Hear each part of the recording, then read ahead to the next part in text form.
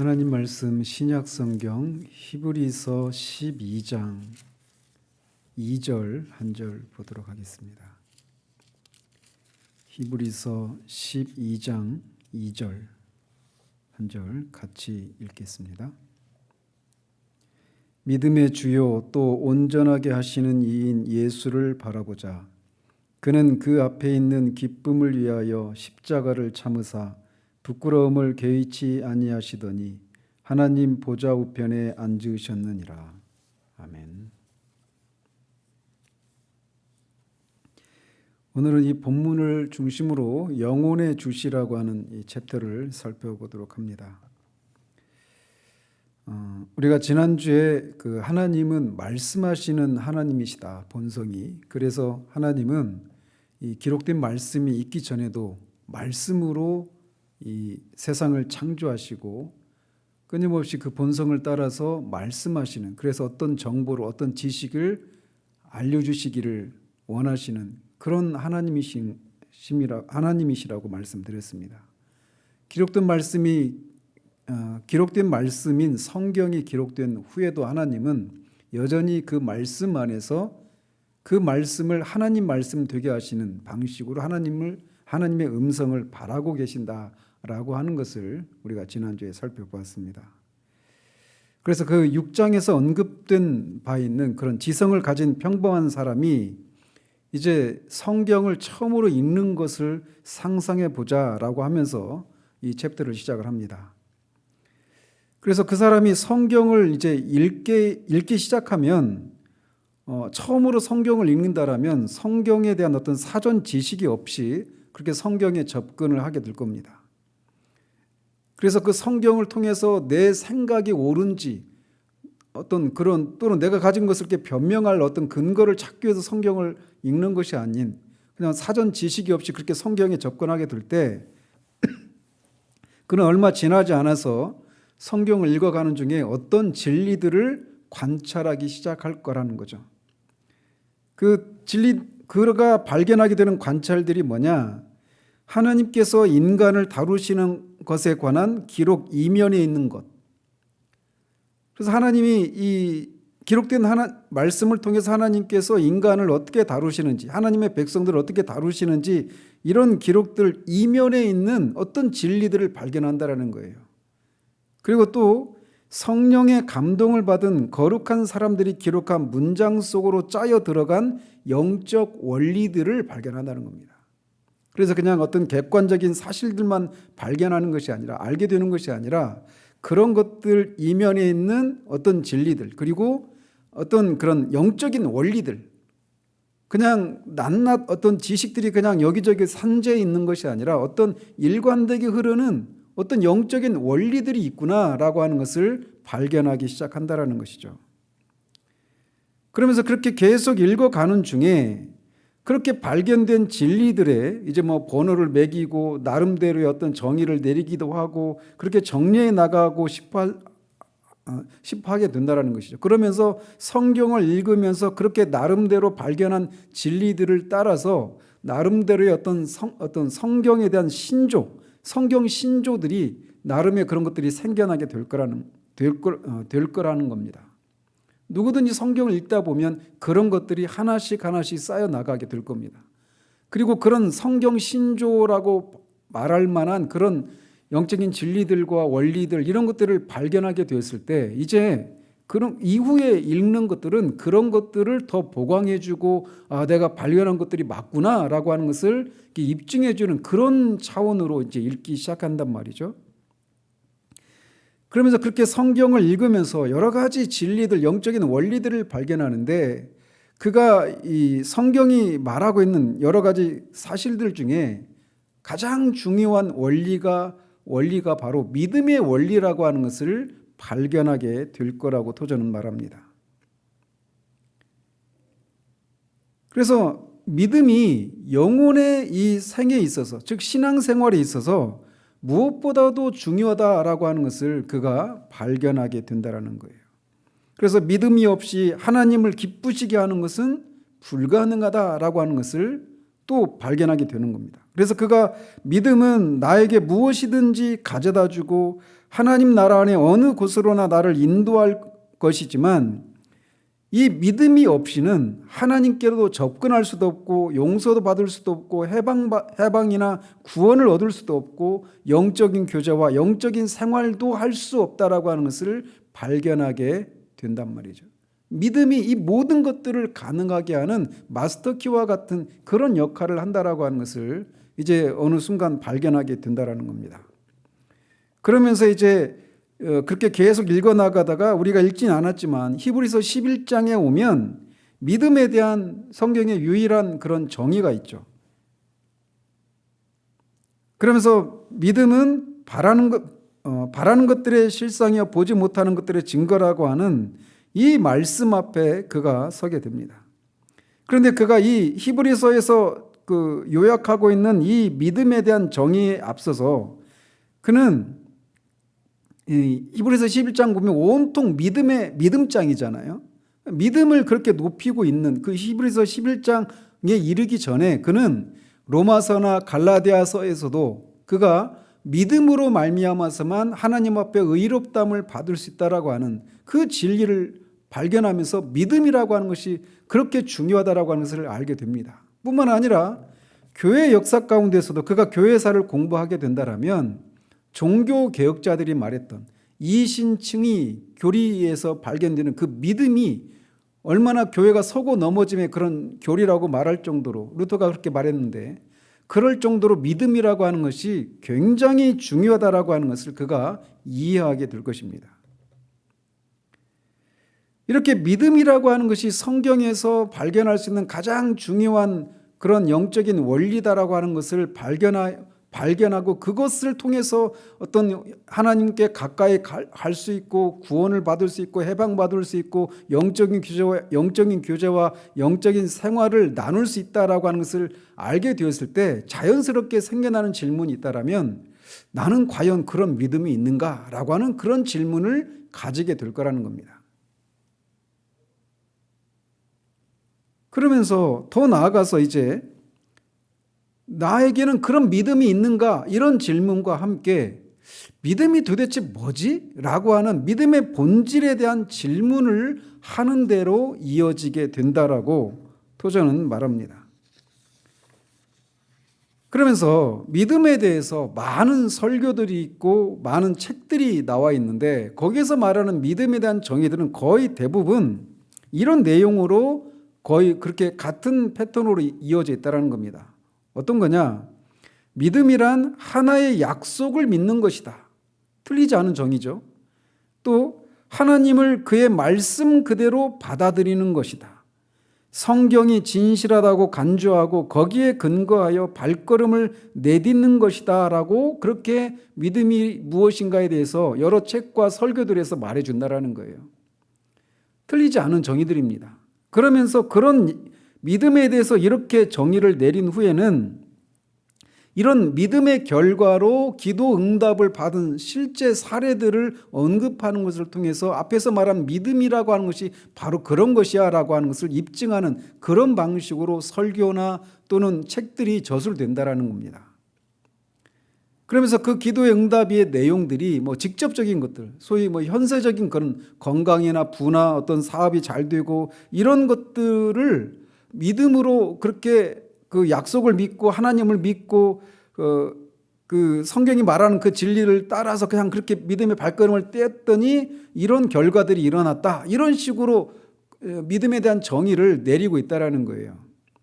또 어떤 사람들은 좀 더 이렇게 철학적인 그런 성향을 가진 사람들은 이 믿음의 결과에 대해서 어떤 직접적인 그런 것들이 아니라 어떤 깨달음이랄지 어떤 그런 영적인 그런 깊은 진리를 발견했다든지 하는 어떤 형이상학적인 그런 것들을 얻었다라고 하는 것으로 그 후반부가 장식이 된다라는 겁니다. 또는 어떤 사람들은 이 믿음에 대해서 정의를 내리려고 심리학적인 그런 전문 용어들을 막 들이다 써 내려가면서 결국은 도대체 뭐가 뭔지 모르게 만드는 그런 경우도 있다라는 겁니다. 그러다 보니까 내 안에 그런 믿음이 있는가? 이렇게 성경에서 믿음이 중요하다라고 말하는데 그 믿음이 내게 있는가라고 하는 질문과 함께 그렇다면 믿음이 뭐지? 라고 하는 이런 믿음의 본질을 알아가려고 하는 사람들이 이렇게 쉽게 접하는 방법, 접하는 믿음에 대한 이 정의를 이렇게 정의하고 있는 이런 과정을 거치지만 그에게는 충분하지 않은 그런 결론에 도달한다는 겁니다. 그래서 토저는 그의 이야기가 끝났을 때 우리는 실망하여 일어나 우리가 들어갔던 똑같은 문으로 다시 나오게 된다. 이렇게 말을 해요. 즉 지금 토저가 이제 믿음의 본질에 대해서 얘기하려고 하는 그런 방식이 아닌 그냥 일상적이고 통상적인 우리가 흔히 접할 수 있는 믿음은 약속을 믿는 거다. 하나님을 있는 그대로 믿는 거다.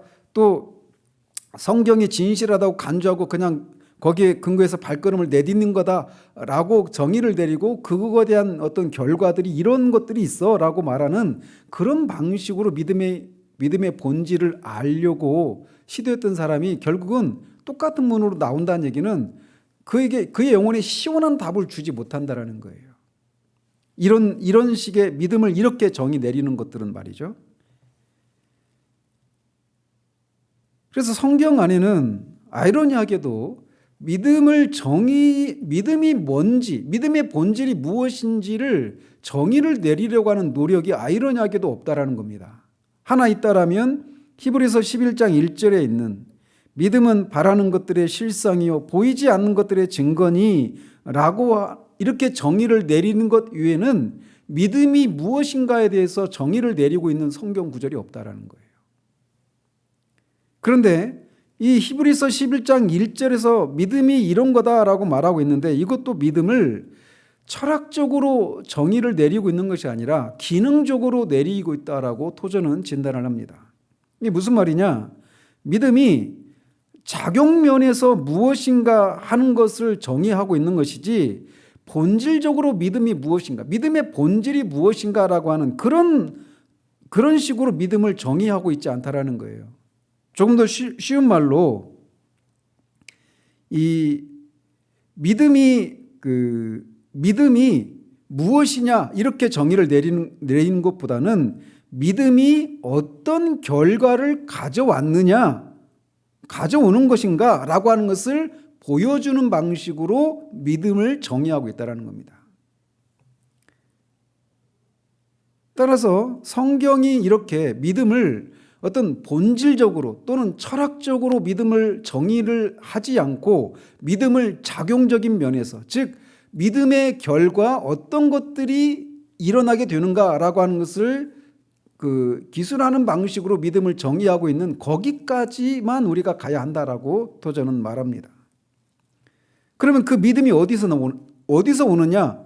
로마서 10장 11절에서 그렇게 말하고 있어요. 믿음은 들음에서 나며 들음은 그리스도의 말씀으로 말미암았다.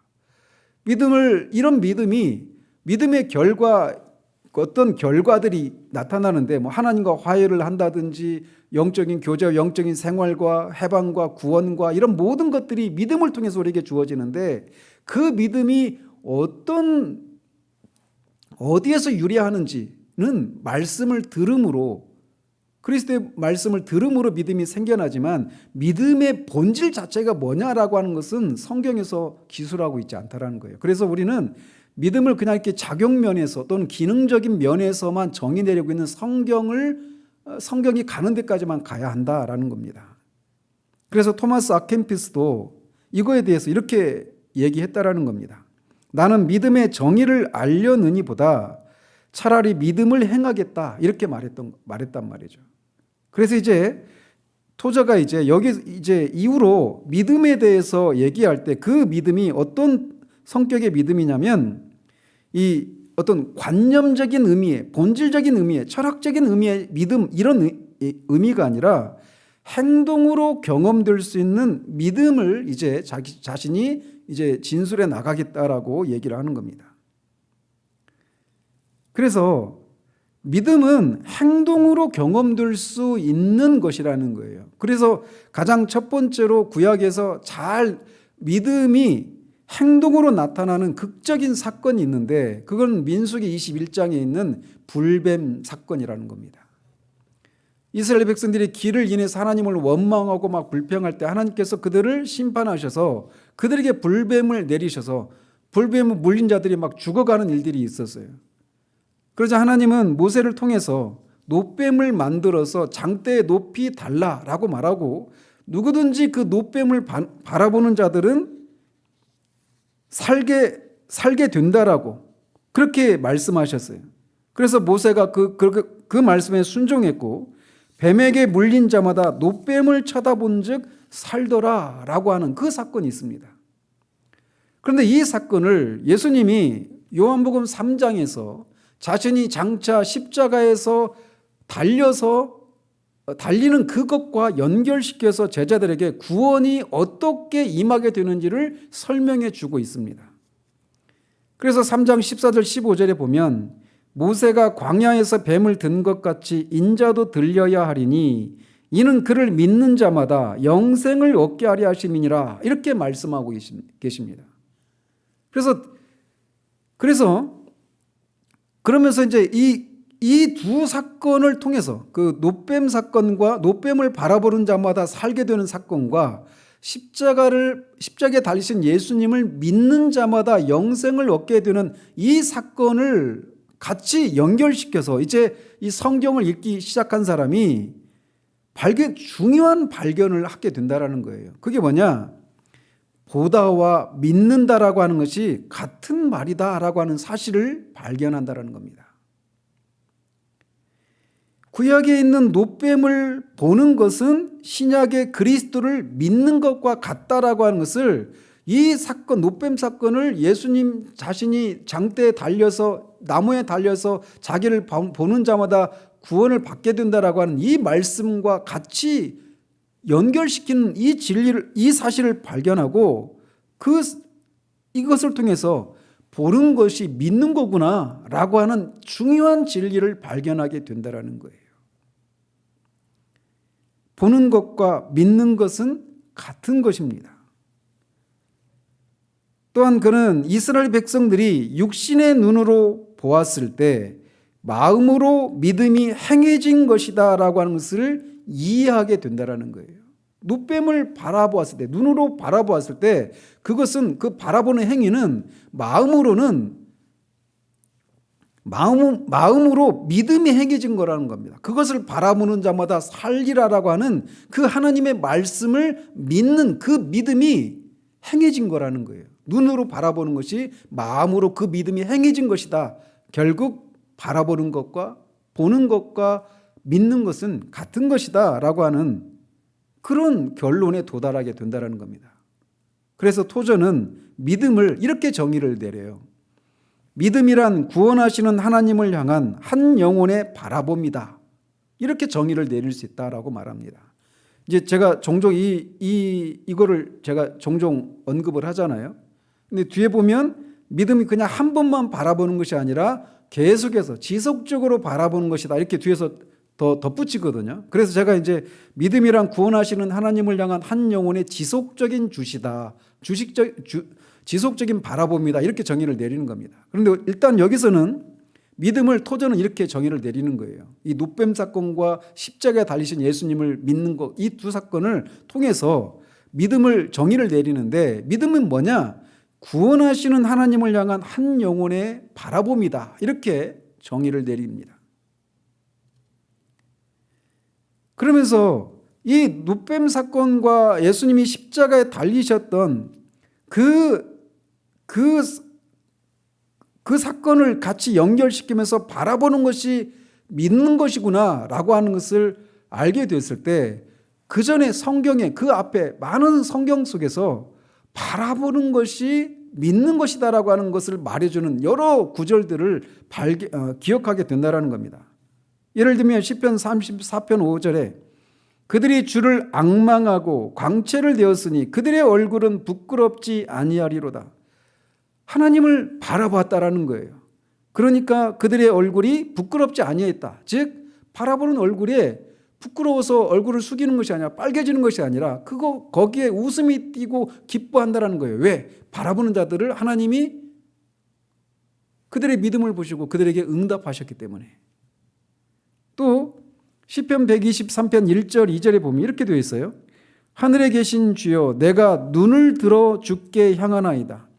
종의 눈이 그 상전의 손을 여종의 눈이 그 주무의 손을 바람같이 우리 눈이 여호와 우리 하나님을 바라며 우리를 긍휼히 여기시기를 기다리나이다.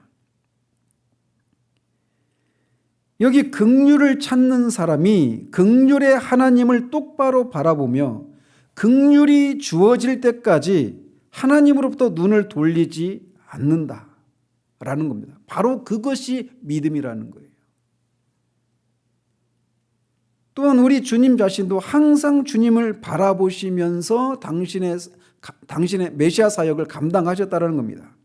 하늘을 우러러 축사하시고 떡을 떼어 제자들에게 주시매. 하늘을 우러러 축사하시고 떡을 떼어서 제자들에게 나눠주셨어요. 오병이어의 사건을 말하고 있는 거죠. 그래서 주님께서는 그의 영혼의 눈을 아버지께로 항상 고정시키심으로 그의 역사를 행하셨다라고 도전은 말하고 있어요. 주님에게서 나오는 능력은 하나님을 지속적으로 바라보는 것에서 연유한다라고 말하고 있는 겁니다. 그래서 히브리서 기자는 오늘 우리가 읽은 본문에서 믿음의 삶이 뭐냐, 이 마라톤과 같은 경주와 같은 믿음의 삶이라고 하는 것이 뭐냐라고 정의를 내리는데 이렇게 말하고 있어요. 믿음의 주요 또 온전케 하시는 이인 예수를 바라보자. 믿음이라고 하는 것은 한 번에 행해지는 행동이 아니라 삼위일체 하나님을 향한 지속적인 마음의 주시라고 말하고 있는 거예요. 경주잖아요. 그 꼬린 지점에 새하늘과 새 땅에 들어가기까지, 아니면 우리가 개인적인 종말을 통해 주님이 계신 천국에 들어갈 때까지 믿음의 삶이라고 하는 것은 한 번 바라보는 것으로 끝나는 것이 아니라 그 바라봄을 계속해서 행하는 것이 믿음의 삶이다라고 히브리서 기자가 정의를 내리고 있단 말이죠. 따라서 믿는다라고 하는 것은 우리 마음의 주의를 예수님께로 향하는 것이다라고도 정의할 수 있습니다. 그것은 하나님의 어린 양을 바라보기 위해 우리 마음을 들어 올리고 남은 생애 동안 그 바라봄을 중단치 않는 것, 이게 믿음의 생활이라는 거예요. 그런데 이 처음에 이렇게 우리의 마음의 눈을 들어 올려서 하나님의 어린 양 우리 주 예수 그리스도를 바라보는 것이 처음에는 어려울 수도 있지만 우리가 자꾸 그 인격을 꾸준하고 잠잠히 긴장하지 않고 바라볼 때 이것이 점점 수월해진다라고 도전은 말합니다. 때로는 우리의 마음이 산만해지고 주님을 바라보는 것이 방해를 받을 수도 있지만 일단 마음이 그분께 드려졌다면 우리의 마음이 주님으로부터 벗어나는 순간, 그런 순간도 있지만 이내 마치 방화가던 새가 다시 자기 창문으로 돌아오듯이 주님을 향한 우리 마음의 주시가 다시금 회복되어서 그분을 향하게 된다라고 도전은 말합니다. 도전은 이 한 번의 헌신, 처음에 그 헌신, 즉 영원히 예수를 바라보겠다라고 하는 마음의 의도를 만들어내는 이 한 번의 위대한 의지적 결정을 강조한다라고 말합니다. 우리가 예수를 믿는다라고 하는 것은 십자가의 그 노뱀에 물린 이 이스라엘 백성들이, 불뱀에 물린 이스라엘 백성들이 장대에 달린 노뱀을 바라보는 것처럼, 바라봄으로 그렇게 낳는 것처럼 우리가 죄와 허물로 인해서 하나님의 심판 아래에 있는, 그래서 영원한 지옥의 형벌을 받아야 된다라고 하는 그 사실을 깨닫고 거기에서 벗어나려고 하는 그 모든 시도들을 하다가 결국은 그 모든 노력들을 중단하고 십자가에 달리신 예수님을 바라봐야 되겠다, 그분을 믿어야 되겠다라고 결심하는 순간, 그때 우리가 구원이 임하잖아요. 그 한 번의 결심, 이것을 그가 지금 강조하고 싶다라는 거예요. 그렇게 우리가 한번 예수님을 영원히 바라보겠다라고 하는 그런 마음의 결심을 했을 때 하나님은 그 의도를, 우리 마음 속에 일어나는 그 의도를 하나님이 보신다라는 겁니다. 그리고 이 악한 세상에서 우리를 사로잡는 수천 가지의 유혹들을 참작하신다라는 거예요. 즉 우리가 많은 유혹들로 인해서 그렇게 영원히 예수님을 바라봐야 되겠다라고 하는 이 결심이 희미하고 흔들릴 수도 있어요. 그러나 그럼에도 불구하고 하나님이 우리 마음의 그 결심을 바라보신다라는 겁니다. 하나님은 우리 마음의 방향이 예수님께로 향했다라고 하는 것을 아십니다. 아주 작은 믿음이라 하더라도 주님이 그것을 아시고 보신다라는 거예요. 그리고 우리도 또한 그것을 알 수 있게 됩니다. 그리고 얼마 후면 더 이상 우리 쪽에서의 의식적인 노력을 요하지 않는 일종의 영적인 반사작용이 될 영혼의 습관이 우리 안에서 점점 형성되어 가고 있다라고 하는 것을 우리도 알게 됩니다. 그래서 어떤 일이 있게 되면 우리가 그 영적인 반사작용처럼 하나님을, 그리스도를 바라보게 되는 일들이 우리 가운데서 그런 습관들이 점점 형성되어 가게 된다는 겁니다. 그래서 믿음은 어떤 특징을 가지고 있느냐? 믿음 그 자신에 대해서 최소한도의 관심을 갖게 하는 것입니다. 믿음은 본질상 자신의 존재를 의식하지 않아요. 이것은 마치 우리가 눈으로 앞에 있는 사물들을 보고 있지만 눈이 자신의 눈을 의식하지 않는 것과 같은 이치라고 저는 설명을 합니다. 오직 눈은 앞에 있는 것만 바라보는 것처럼 믿음은 그 믿음이 놓여진 대상에, 즉 삼위일체 하나님의 우리 주 예수 그리스도에게만 집중될 뿐 믿음 그 자체에 대해서는 전혀 주의를 하지 않습니다. 그래서 우리가 하나님을 바라보고 있는 동안 우리는 우리 자신을 살피지 않습니다. 거기에서 복된 해방이 임하게 되는 거예요. 자신을 정결케 하려고 투쟁했으나 실패의 반복만을 맛본 사람이 자신의 영혼을 괴롭히는 것을 중단하고 완전하신 그분에게로 눈을 돌릴 때 진정한 해방을 경험하는 것입니다. 그리스도를 바라보는 동안 그렇게 우리의 힘과 능력으로 행하려고 했던 것들을 했지만 할 수 없었던 것을 그리스도를 바라보는 순간 그것이 우리 안에서 이루어지는 것을 보게 되는 거예요. 바라보는 것은 믿는 것입니다. 그렇지만 믿음이 이런 결과를 가져온 것이지만 믿음 그 자체는 칭찬할 만한 행동이 아닙니다. 공로는 그 믿음이 향하고 있는 삼위일체 하나님에게 있습니다. 믿음은 단지 우리의 시야의 방향을 돌리는 거예요. 어디에서 어디로? 우리 자신에게서 주님에게로, 하나님께로 우리의 시선을 돌리는 것이 믿음입니다. 죄는 반대입니다. 죄는 우리의 시야를 하나님이 아니라 우리의 내면으로 굽게 합니다. 그래서 우리 자신을 주목하게 돼요. 내가 이것도 없고 저것도 부족하고 이것도 할 수 있고 저것도 할 수 있고 온통 나에게 주목을 하게 만든단 말이죠. 그게 죄입니다. 불신은 뭐냐? 하나님이 계셔야 할 그곳에 자아를 놓았고 내가 하나님의 보좌 위에 나의 보좌를 두리라고 말했던 그 루시퍼의 그 죄와 흡사한 것이 바로 불신이다라고 도저는 정의를 내립니다. 그래서 믿음은 안을 보는 것이 아니라 우리 자신, 우리 내면을 보는 것이 아니라 밖을 보는 것입니다. 그렇게 되었을 때 우리의 생이 질서를 찾게 되는 거예요.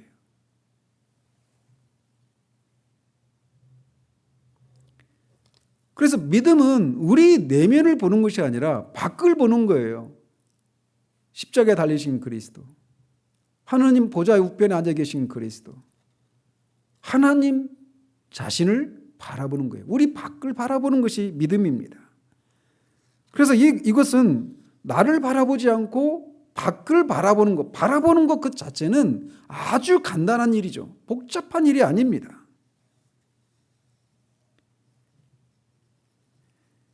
그래서 이 구원 받으려고 하는 자나 또는 지옥으로 내려가고자 하는 자들에게 하나님이 이렇게 말씀하신다라는 거예요. 말씀이 내게 가까이 있으니 곧 믿음의 말씀이라. 그 말씀이 뭐라고 말을 하느냐? 우리의 눈을 주님께로 돌려라. 주님을 바라봐라. 이렇게 얘기한다는 말이죠. 스펄전 목사가 성령의 그런 유효적인 그런 역사를 통해서 자신의 죄를 깨닫고 자신이 구원을 받아야 된다는 사실들을 깨닫는 가운데 고통 가운데 있었어요. 어떻게 하면 구원을 받을 수 있는가? 하나님의 심판 안에 있는 자신의 영혼의 그 절박한 급박한 상태를 인해서 두려움에 떨면서 구원의 소망을 가졌지만 거기에서 벗어나지 못하고 그런 고통을 겪고 있을 때 어떤 무명의 어떤 교회에 갔는데 무명의 그냥 어떤 교회 평범한 그냥 집사라고 알려진 사람인데 스펄전을 보고 그 집사가 강대상에서 그렇게 그 말만 바라본 거예요. 젊은이여 십자가에 달리신 예수님을 바라봐라. 예수를 바라봐라. 네가 그렇게 죄를 짓고 있는 죄를 지었던 하나님의 심판 아래 있는 너를 바라보지 말고 이제 밖을 바라라는 거예요. 밖을 바라보라는 겁니다. 예수 그리스도를 하나님을. 그 순간 그에게 해방이 임했어요. 구원이 임했습니다. 말씀은 끊임없이 우리에게 우리의 눈을 우리 자신이 아니라 하나님께로 우리의 시선을 돌려라 라고 말하고 있어요. 그렇게 할 때 믿음의 역사가 시작이 되는 겁니다. 그래서 우리의 내적인 눈을 들어서 우리가 하나님을 주시할 때 어김없이 제가 이거를 강조하고 싶은데 우리의 내적인 눈을 들어서 하나님을 우리가 바라볼 때 어김없이 우리를 바라보고 있는 다정한 눈을 만나게 된다는 거예요. 왜?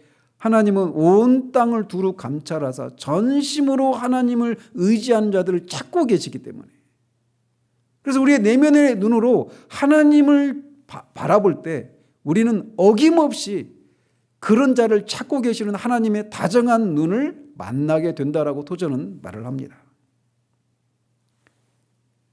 하나님께서 그를 보고 계시나이다.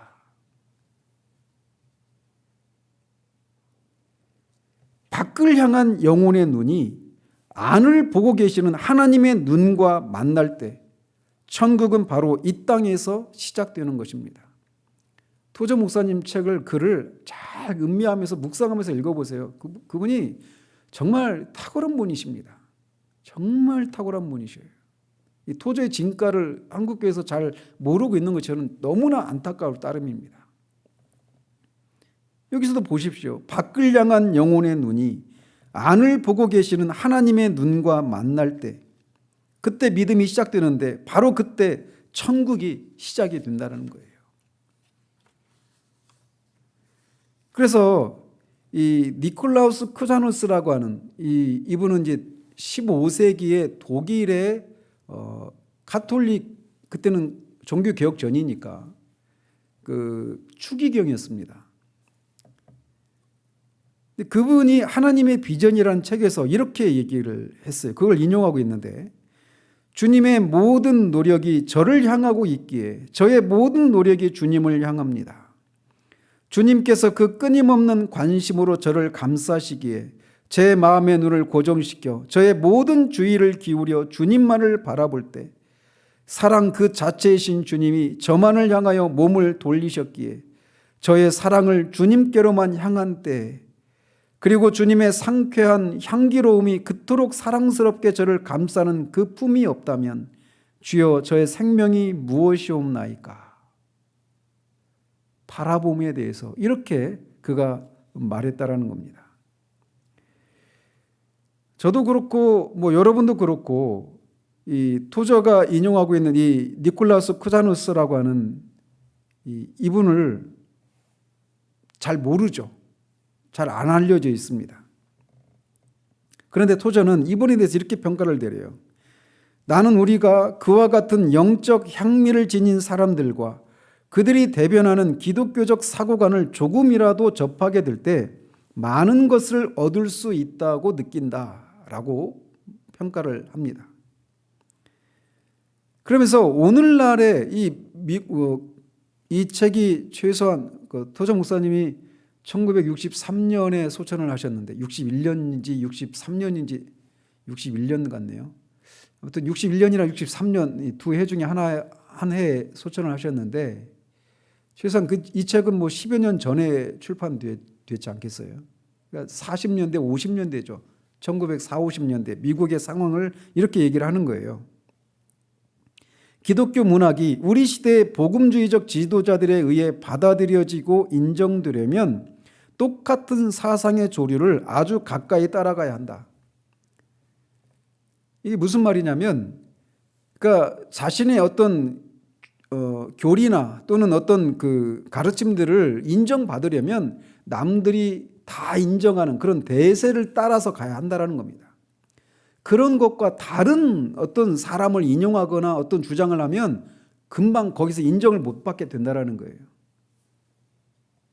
그래서 노예적인 예측심을 갖고 각자를 모방하고 주위에서 누구나가 말하고 있는 똑같은 것을 말하려는데 온갖 노력을 기울인다라고 말해요.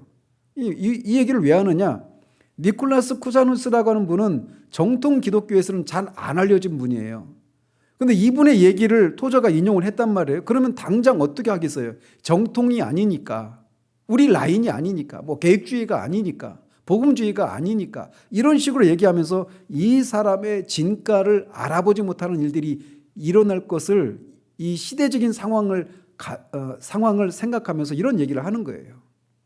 그럼에도 불구하고 토저는 정통 기독교는 잘 알려져 있지 않지만 그가 말하고 있는 이 내용이 그가 이 챕터에서 말하고 있는 믿음은 바라봅니다라고 하는 그것을 영혼의 그 끊임없이 하나님을 주시하는 그것에 대해서 그가 이 정통 기독교에서조차도 잘 알려져 있지 못한 그런 것들을 이 사람이 알고 있고 그런 사람의 글들을 접할 때 우리가 많은 것들을 누릴 수 있게 된다라고 말을 하는 거예요. 그래서 여러분이 저도 마찬가지입니다. 이 토저의 책 속에서 언급되는 분들은 보면 소위 뭐 개혁주의나 청교도나 이런 쪽하고 관계가 없는 사람들이 많아요. 그래서 실제로 이 토저 목사님하고 로이드 존스 목사님하고 이 나이가 1살인가 2살 차이 나요. 토저 목사님이 한두 살 많으십니다. 그런데 이 두 분이 이 생애 가운데 딱 한 번 만났대요. 그 로이드 존스가 미국인가 캐나다인가 어디 갔을 때 거기서 집회에서 한 번 딱 만났는데 그 전에 둘이 서로 알고 있었어요. 토저 목사님은 미국 목사님이고 로이드 존스는 영국 목사님이에요. 그런데 딱 한 번 만났는데 서로에 대해서 이미 알고 있었어요. 그래서 로이드 존스도 책을 보면 토저 목사님 책을 소개하는 장면이 나옵니다. 그런데 어쨌든 그렇게 한 번 딱 만났을 때 토저가 그런 얘기를 했다고 그래요. 전기를 읽어보면 존스는 로이드 존스죠. 존스, 자네나 나나 우리가 마땅히 도달해야 될 그 지점에 다 도착을 했네. 그런데 자네는 청교도를 통해서 왔고 나는 신비주의자를 통해서 왔네. 이렇게 얘기를 했답니다. 그가 말하는 청교도가 아니네, 개혁주의가 아니네 라고 말해서 토저의 그 진가를 놓쳐버리는 것처럼 심지어 이 니콜라스 쿠자누스 같은 분은 종교개혁 전에 있는 분이란 말이에요.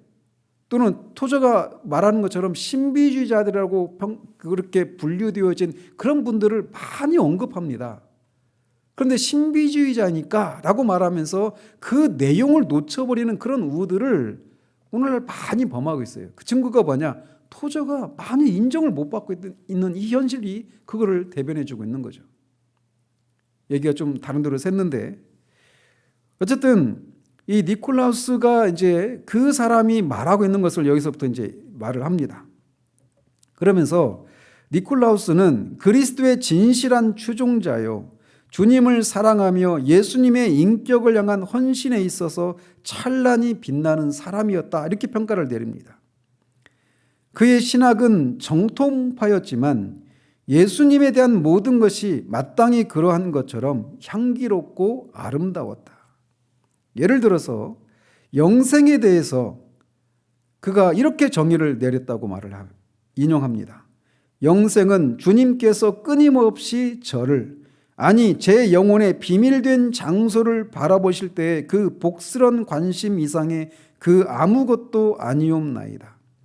주님께서 보는 것이 생명을 주는 것이옵니다.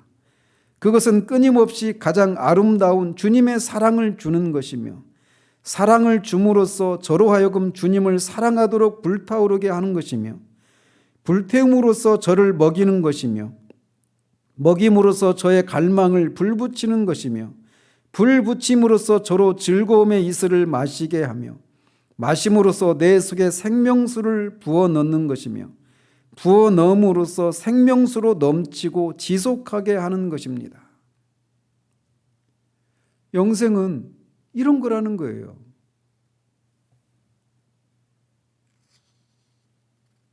영생은 먼저는 생명을 주는 것이고 그 생명을 주는 것과 동시에 사랑을 주시는 것이고 그 사랑이 주님을 향한 사랑을 불태우게 하고 주님을 향한 사랑을 불태우는 것이 우리를 먹이는 것이고 그 먹이는 것이 우리의 갈망, 주님을 더 알고 주님과 더 깊은 교제를 나누고 싶은 그런 갈망을 불붙이는 것이고 그 불붙임을 통해서 즐거움의 이슬을 마시게 하는 것이고 그 마시는 것을 통해서 생명수를 우리에게 부어 넣어주시는 것이고 그 생명수를 부어 넣어주심으로 생명수가 계속해서 넘치고 지속적으로 그렇게 찰랑거리게 만드는 것이다. 바로 그게 영생이다라고 말을 하고 있는 거예요. 얼마나 놀라운 진술입니까? 이제 믿음이 이렇게 하나님께 던지는 마음의 바라봄이라고 이렇게 정의를 내린다라면 또 이 바라봄이 모든 것을 보시는 하나님의 눈과 만나기 위해서 내면의 눈을 드는 것뿐이라고 한다면 그것이야말로 우리가 할 수 있는 가장 쉬운 것 중에 하나라는 거예요. 그렇지 않겠습니까? 그냥 눈을 들어서 보는 거예요. 물론 내면의 눈이지만 말이죠. 그저 우리의 마음으로 하나님을 바라보는 것, 이게 믿음이란 말이에요. 그래서 하나님은 이 믿음이라고 하는 것이 성경에서 가장 중요한 원리인데 이 믿음이라고 하는 통로를 통해서 그 모든 것들을 우리에게 주시는데 이것이야말로 가장 이 믿음을 행사하는 것을 가장 쉽게 해 주셨다는 겁니다. 이게 은혜이죠. 그래서 우리 가운데 가장 연약하고 불쌍한 자들도 미칠 수 있는 범위 내에 두셨다라고 말을 합니다. 그래서 이런 모든 것들로부터 몇 가지 결론을 이끌어낼 수 있는데 믿음은 단순하다라는 겁니다. 단순성을 얘기합니다. 믿는 것은 보는 거예요. 누구를? 삼위 하나님을, 십자가에 달리신 예수 그리스도를, 보좌에 앉으신 예수 그리스도를, 장차 오실 예수 그리스도를, 하나님을 바라보는 것, 그것이 믿음입니다. 바라보는 데는 어떤 도구나 장비가 필요하지 않아요. 누구를 통해서도 바라볼 필요가 없습니다. 저 같은 목사를 통해서 바라보는 것도 아니에요. 그냥 우리가 보면 돼요. 누구를 통할 필요도 없습니다. 또 이것은 어느 때에든지 행해질 수 있는 것입니다. 바라보기에 좋은 때, 이런 때는 따로 없어요. 따로 정해진 것이 없습니다. 언제라도 바라보기만 하면 돼요. 믿음은 그렇게 어떤 시에와 때를, 장소를 가리지 않는다라고 말을 하고 있습니다. 그리스도가 중재 보좌에 앉아 계시는 한 모든 날이 좋은 날이라는 거예요. 바라보기에 좋은 날, 따로 정해진 게 없다라는 겁니다. 안식일이든지 또는 어떤 절기든지 어떤 축일이든지 우리는 축일을 지키지 않지만 말이죠. 어떤 그런 바라보기에 믿음을 행사하기에 좋은 날, 이런 날은 따로 없다라는 거예요. 주님이 하나님 보좌 우편에 앉아 계시는 한 언제라도 어느 때라도 믿음은 행사할 수 있는 거랍니다. 행사할 수 있는 겁니다. 그렇게 단순해요. 바라보기만 하면 되는 거니까. 장소 또한 하나님을 믿는 이 복된 일에 아무런 문제가 되지 않습니다. 이 얘기는 교회에 와서야 우리가 하나님을 바라볼 수 있다, 이런 말을 하는 게 아니라는 거예요. 여러분이 오늘 또 직장에 다녀오셨는데 그 직장에서, 여러분이 가정에서 어디에 있든지, 운전할 때든지 어느 곳에 있든지 모든 곳에서 바라볼 수 있다는 거예요. 왜? 하나님이 모든 곳에 계시니까.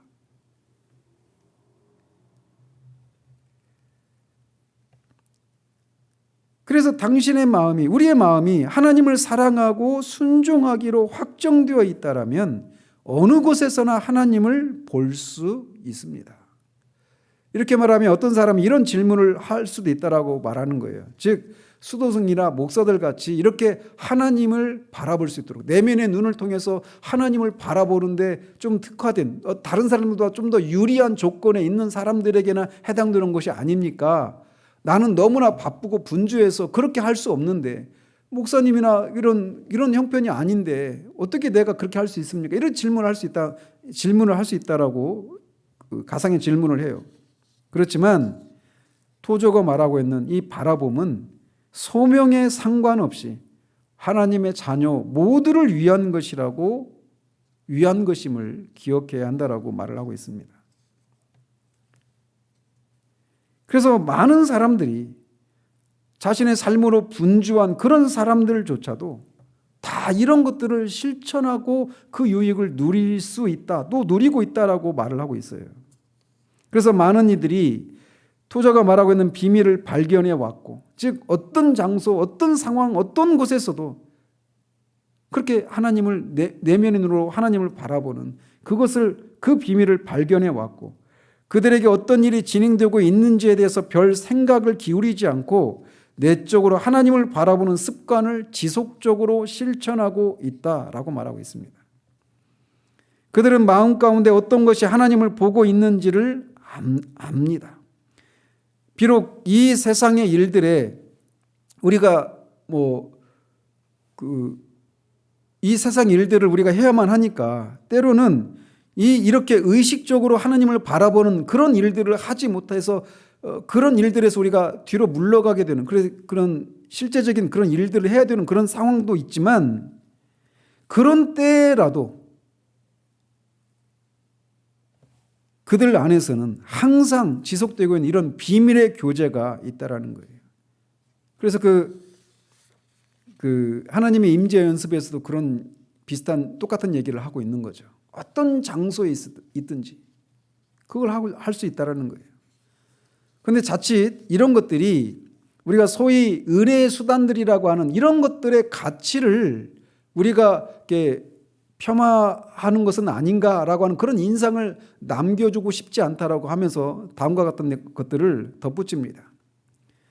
즉 우리가 일반적인 은혜의 수단들, 개인적인 기도든 성경을 개인적으로 묵상하는 것이든 교회를 출석하는 것이든 봉사와 일과 활동들, 이런 모든 것들을 다 은혜의 수단들이라고 할 수 있는데, 그런 것들의 가치를 우리가 토자가 폄하하고 있다, 이렇게 그런 인상을 주고 싶지 않다라는 거예요.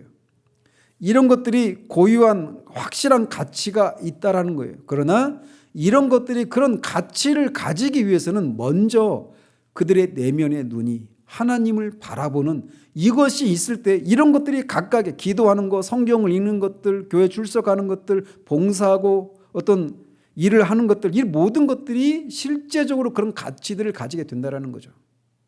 성경을 읽을 때도, 기도할 때도 그렇게 내면의 눈으로 하나님을 바라보는 것, 믿음을 발휘하는 것, 하나님을 지속적으로 주시하는 것, 이런 것들이 있을 때 그런 것들이 비로소 어떤 가치들을 가질 수 있다라는 것입니다.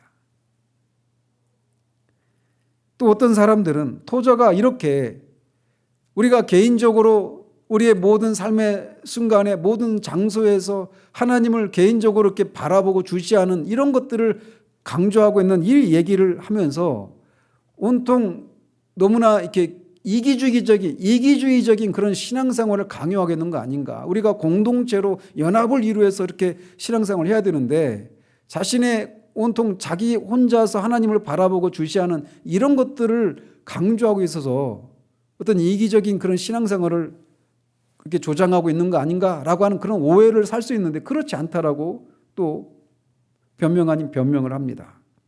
그 뭐냐? 피아노가 조율되는 100대 피아노가 조율되는 이것과 함께 견주면서 100명의 그리스도인들도 더 가까운 교제를 위해서 연합의식을 갖고 그들의 눈을 하나님께로 돌릴 때 서로에게 더 가까워진다라고 말하고 있습니다. 좀 더 말씀드리면 하나님의 모든 교회는 그것을 구성하는 지체들이 더 낮고 더 고상한 생활을 추구하기 시작할 때 진보하는 것이다라는 겁니다. 그래서 우리 각각의 우리 몸을 구성하고 있는 여러 지체들이 있잖아요. 근데 그 각각의 지체들이 건강할 때 몸 전체가 건강한 것과 같은 이치라는 거예요. 그래서 우리가 개인적으로 우리의 내면의 눈으로 하나님을 주시하고 바라보는 이런 것들을 통해서 하나님과 그런 끊임없는 그런 교제와 영적인 생활을 나누고 그 믿음을 통해 우리에게 주시고자 하시는 것들을 우리가 개인적으로 풍성하게 누릴 때 전체 공동체, 그런 지체들로 모여진 공동체도 당연히 그렇게 건강해지고 성장한다라고 말을 하고 있는 겁니다. 그래서 마지막으로 이것을 지금까지 다루었던 이 모든 것들이 가능하기 위해서는 다음과 같은 것들이 전제된다라는 거예요. 뭐냐? 진정한 회개와 하나님께 생명을 온전히 위탁한다라고 하는 것을 전제하고 있다는 겁니다. 하나님께 자신의 죄를 회개하고 죄에서 하나님께로 돌이켜서 내 힘과 노력이 아니라 오직 하나님께 자신의 모든 것이 걸려있다라고 하면 하나님께 자신을 의탁하는 것, 그렇게 자신을 내어주는 것, 그것이 전제되지 않고는 이런 바라봄이 가능하지 않다라고 얘기하고 있어요. 내적으로 하나님을 바라보는 습관이 우리 안에서 고정될 때 하나님의 약속과 신약의 분위기를 지킴에 있어 우리는 영적 생활에 더욱 새로운 차원으로 안내될 것이다. 비록 우리의 발이 세상 사람들 가운데서 하찮은 임무를 행하며 낮은 길을 걷고 있을 때라도 삼위일체 하나님이 우리의 거할 초소가 되실 것이다. 진정으로 우리는 삶의 최고선, 숨은 본음을 발견하게 될 것이다. 우리 삶의 최고선은 하나님이십니다. 그래서 이 니콜라스 쿠자누스의 말을 나중에 맨 마지막에 인용하고 있는데 읽어보시면 소망할 수 있는 모든 기쁨의 근원이 있다. 이보다 더 나은 어떤 것이 인간들과 천사들에 의해 생각될 수도 없을 뿐 아니라 어떤 존재 양식 안에서도 존재할 수 없다. 왜냐하면 그것은 그것보다 더 큰 것이 있을 수 없는 모든 이성적 소망의 완전한 최고점이기 때문이다. 그러므로 우리는 이렇게 영혼의 주시라고 말하는 그 제목이 말해주고 있는 것처럼 우리가 모든 일상에서 개인적으로 어떤 개인적인 경건 생활할 때뿐만 아니라 우리가 일상의 삶을 살아가는 그 현장에서도 끊임없이 우리 외적으로는 우리가 그 일에 참여 있는 상황임에도 불구하고 우리 내적으로는 우리 영혼의 눈으로 하나님을 바라보는 그것이 무엇인가라고 하는 그 영적인 습관을 우리가 길러내는 것을 통해서 그 속에서 아까 니콜라스가 말하고 있는 것처럼 하나님의 사랑, 생명이 우리 가운데 부어지고 주님의 사랑이 우리 가운데 부어지고 그 사랑이 부어짐으로 우리가 주님을 향한 사랑이 불타고 그 사랑의 불탐이 우리를 먹이고 우리의 먹임이 또 우리의 갈망을 더 불태우고 그 갈망의 불태움이 또 우리를 마시게 하고 그 마심이 우리에게 생명수를 공급해주고 생명수를 공급해주는 것이 또 우리에게 넘치도록 그 생명수가 지속적으로 넘치게 하는 그런 것들을 연속적으로 계속해서 우리에게 가져다 주는 것처럼 우리가 모든 곳에서 모든 상황에서 우리의 내면 눈으로 하나님을 우리 영혼이 주시하는, 그래서 토저가 정의 내렸던 것처럼 믿음이란 구원하시는 하나님을 향한 한 영혼의 지속적인 주시라고 말했던 그 믿음을 행사하는 그런 우리들의 삶이 되기를 바랍니다. 그것이 영생이고 그것이 바로 이 땅에서부터 우리가 영생을 누리고 천국의 삶을 누리는 비결이에요. 기도하겠습니다. 하나님 아버지, 오늘 또 우리는 우리의 일상의 삶의 자리에서 분주하게 하루를 보내고 또 이 시간 이 내용을 우리가 살폈습니다. 이 하루를 돌아보며 토자가 말하고 있는 이 영혼의 주시, 우리 내면의 영혼의 눈으로 하나님을, 최고 선이신 하나님을 주시하고 바라보는 그런 삶이 있었는가 돌아보게 됩니다. 하나님, 우리가 이것이 우리 안에서 영적인 습관이 되어지기까지 이것을 훈련해 나가는 우리들 될 수 있기를 원합니다. 그래서 이 비밀을 알았던 사람들이 이 땅에서 우리와 의견상 별 다르지 않은, 어쩌면 우리보다 더 고달픈 삶을, 또 분주한 삶을 살았음에도 불구하고 우리가 앙망하는, 소망하는 그런 삶을 살아냈던 것처럼 우리도 이런 삶을 살아내는 우리들 될 수 있도록 도우시옵소서. 믿음의 생활이 그렇게 믿음의 주에 온전케 하시는 예수 그리스도를 지속적으로 바라보는 것이 믿음의 생활일진데, 우리가 처음 한 번 그런 결심을 하고 그렇게 시작된 그 믿음이 지속적으로 우리 가운데서 행해져서 그 믿음을 통해 하나님 우리에게 주시고자 하시는 그 모든 것들, 그 다른 무엇보다도 최고 선이신 하나님을 우리가 즐거워하고 그 안에서 생명을, 그 풍성함을 누리는 그런 우리들의 삶이 될 수 있도록 도와주시기를 원합니다. 예수 그리스도 이름으로 기도합니다. 아멘.